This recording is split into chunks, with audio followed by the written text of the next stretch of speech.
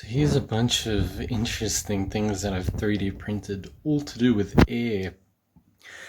I'm trying to understand how air works. This is a big flute. It's meant to be like a bass flute. This is a small one, which you can play it like a recorder, because a flute usually you have to play sideways, right? And I'll show you these in a minute.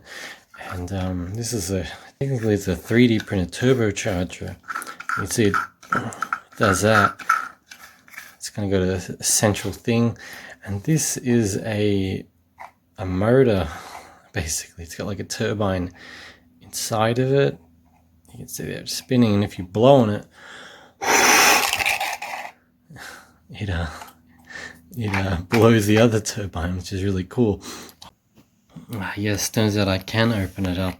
There's lots of really cool air engine designs, and this kind of shows you what an engine actually is, because I was really thinking about like, what is the physics of an engine? How do we make different engines? What kind of engines are there? And you can think there's engines of the 4 or 5 elements. This would be an air engine. You could also use it as a water engine. You could put water through it and get it to turn, right? And a combustion engine is, I guess, it's fire and air, because it uses the pressure and a vacuum and the combustion of fuel and such to create, and even electricity. And then electromagnetic is an electromagnetic engine. So it's just, how do you spin something? Because this is spinning like a central shaft in there, which is then using, it's using that to spin this, right? So how do you spin something? That's what your engine is. And of course, this is just using air to blow, and it's not super efficient or anything. You see how much movement there is to it, but it shows you that's how like engines work, really, is that it's just, and this one's a cyclical or a circle based, I guess you'll call, maybe it's like a variation of a rotary engine or something, if you've seen that. Well, a piston engine is more of a linear, it's pushing down and then it has to convert to like rotational force, right? Clarify maybe, how do you use some kind of like a spiritual force or even a physical element to create force, usually rotation, or you convert the force to rotation or the rotation to linear force? How do you pretty much get a thing to stably produce power or movement or pressure or something, right? Or vibration, maybe even, who knows? And this is similar, actually, this is very similar to that. And I did connect this to I connected it to a line trimmer. And turns out the hot exhaust, like, I can smell this area smells like exhaust fumes. It's not very nice. And don't mind the print quality, I just did it rough and quick. It's not very good. But the exhaust fumes melted the little plastic. I had a piece that kind of looked like this that was stuck in the exhaust, and it was so melted you could like pull it apart like melted cheese.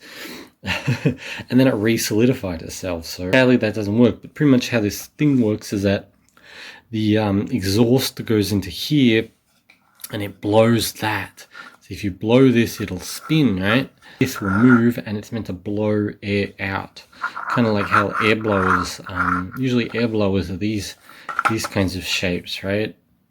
And with this snail looking thing, and then yeah, so it uses the a turbocharger uses the exhaust gases of a car or a motor or whatever, intakes it to spin something, and then releases it out into the engine, because it's the engine. The more air you get in an engine, the quicker, better it works, the more power it produces, quicker it works, all that kind of stuff. So you'll rev up quick. Now this is made up of parts, so it's adjustable, which is nice. This is the headpiece. This is it's like a resonation chamber. It seems to help it resonate and make sound a lot better.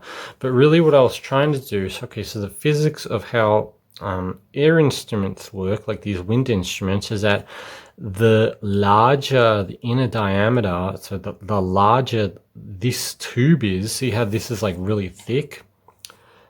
This has 3mm thick. This is like what, half the size, 2.5, I think. Oh, excuse me, 1.5 in a diameter, I think. The larger it is, the lower pitch the sound is, because the air's, it's got to get more air, and I guess it creates a bigger vibration or something, a bigger resonation. So this actually lowers the pitch of it because it's got this is 6 centimeter in diameter. It creates an area where you've got to, you know, get more air through, right? So it or, you know, can allow for more air. So you have to so it actually, yeah, it changes. Did I put it on the wrong way? I think I might have. Okay, it changes the pitch the same way that if you vary the, I know this kind of looks sus. It looks like a sword, or the sword you find in if you vary this, the length, because it's the length, so how long it is, and also the inner diameter, so how wide it is. That's what creates the pitch, right? This one's going to be way higher pitch than this one, and you're also going to need more like air, more pressure and force to like push it through.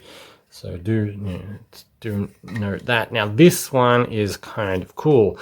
I saw one that looked like this, and then there was like a side piece. There was like a video going around on Twitter or X of this guy, really nice flute and really well playing, good flute player. But and I was like, I imagine this. It almost looks like an ankh, right?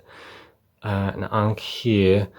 I imagine this shape, or like snakes, like I don't know, like coiling snakes or something, right? And this isn't a perfect circle, as you can see. It could be better. Of course, you need a little bit of flatness for. You kind of need that a little bit flat, but otherwise, I wanted it more circular. It's just that my 3D modeling skills, like this was hard. This was hard enough to make. All right. Oh, look at that. It's like a butt. Anyway. And they slot together. They slot together like that. You know, it's just a few mil in difference, which is very nice, right? So anyway, and of course this is a little too, like, it needs to be maybe around here. I need to pull it up, because otherwise it's like you have to really angle it down to get the right tone, because you got to get the angle right. So I'm going to show you what these look like. Okay, so firstly we have this one.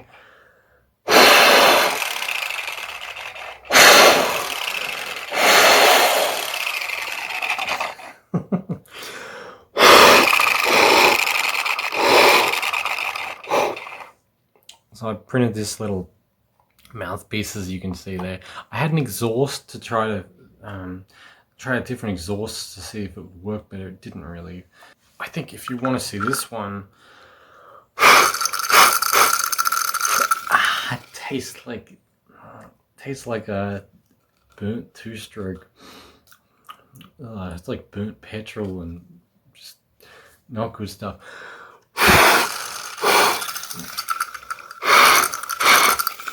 I know the lighting isn't great. Just work with me.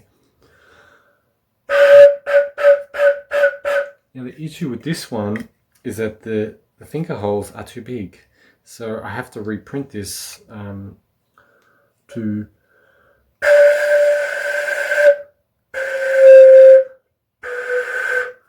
So it kind of works.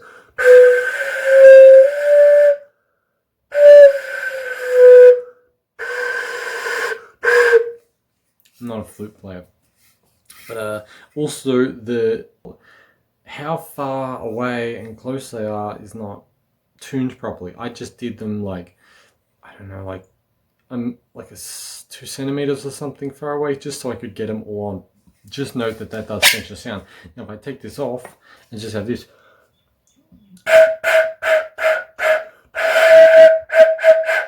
notice that sounds different than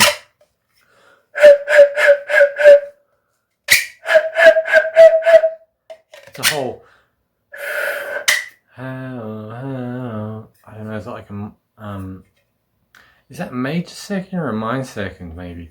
Something like that, right? But anyway, the point is that the air goes through like the easiest area, like the point of least resistance, I guess. So when you block the holes, it then goes longer. So the longer it goes, the deeper it is. So this is the deepest note. It's really, again, it's hard to block, but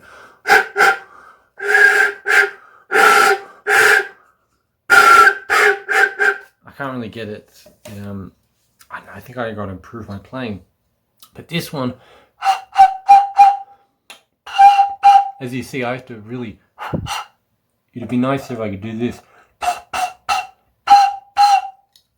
I take this off. Take the resonator off. So shorter is high pitch. Longer is like deeper.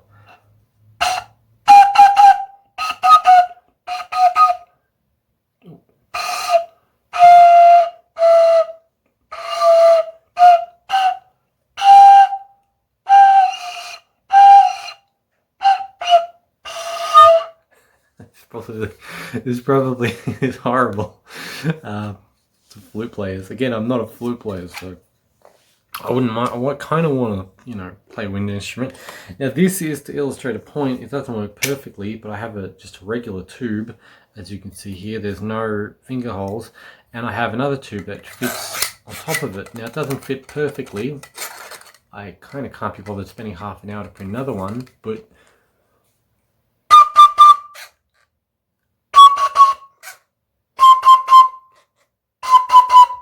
so what I'm doing is I'm varying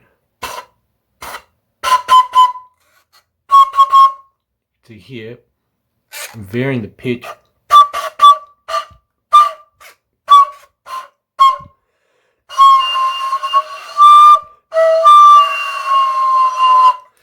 It's not perfect because I'm not getting a perfect air, it's probably leaking air, but the point is that this is how like a trombone works, right? Is that you have that thing to pull it out. It's also how one of those singers, whatever those weird whistle, I forget what they call them, but that's how they work. And apparently I heard if you blow really quickly, you get a higher octave. Just that. See that hurt? It's because the air is going through really quickly. So if it goes through quick enough, but it'd be interesting if you could like control the speed of air to control the pitch. So you control your note just through how quick or like not quick you do it.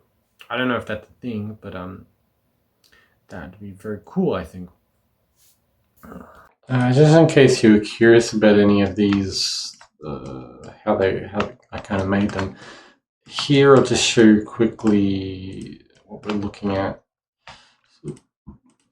So we can see two different pieces. The inner piece here, I've just made like this. So it's pretty simple. I made it kind of curve out because it's easier to print that way.